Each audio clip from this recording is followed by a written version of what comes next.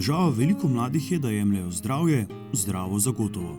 Vendar nesreča nikoli ne počiva, zato je zmeraj dobro vedeti, kje se nahaja osebni zdravnik, kje v Mariboru najdete nujno zdravstveno pomoč in kje so ostali zdravniki, kot sta na primer ginekolog ali pa zobozdravnik. Mlade smo vprašali, kako je pa kaj z njihovimi obiski pri zdravniku. Pri zdravniku sem nazadnje bila januarja, takrat sem zbolela za bronhitisom, od takrat dalje pa več ne. Ko sem bolana, jemljem zdravila, ki mi jih predpiše zdravnik. Na začetku kakšnega prehlada ali pa kaj, pa se odpravim sama v lekarno in mi svetujejo tam, kaj naj vzamem. Vsem študentom bi svetovala, da se udeležujejo teh sistematskih pregledov, ki jih imajo v sklopu fakultete in s tem se zagarantirajo, da bodo zdravi. Nazadnje sem bil pri zdravniku, mislim, da nekje pol leta nazaj. Tak nekje bil pa sem zaradi neenakomernega bitja srca. Načeloma pristajam na zdravila, katera mi prepiše zdravnik, ampak se pa tudi nagibam ful k alternativnem zdravljenju.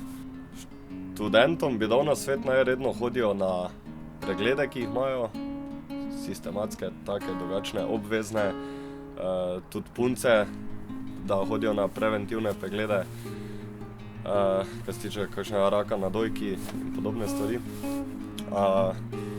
Drugače pa preventiva, ne, zdravo jest, zdravo življenje, dovolj spanja, to je sicer danes v tem času ful težko, ampak vseeno, koliko se da pač. Nazadnje mislim, da sem bil pri zdravniku kakšno leto dni nazaj, ni pa bilo nič resnega, mislim, da malo večji prehlad, je bilo vse v redu.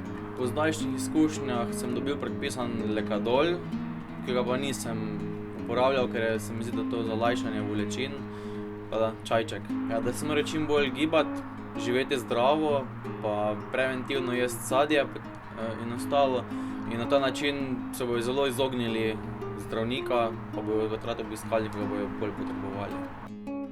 Priporočamo, da se študentje, ki študirajo v Mariboru, vnaprej informirajo o zdravnikih, da bodo tudi v primeru manjše zdravstvene stiske vedeli, kam po zdravstveno pomoč in kako reagirati.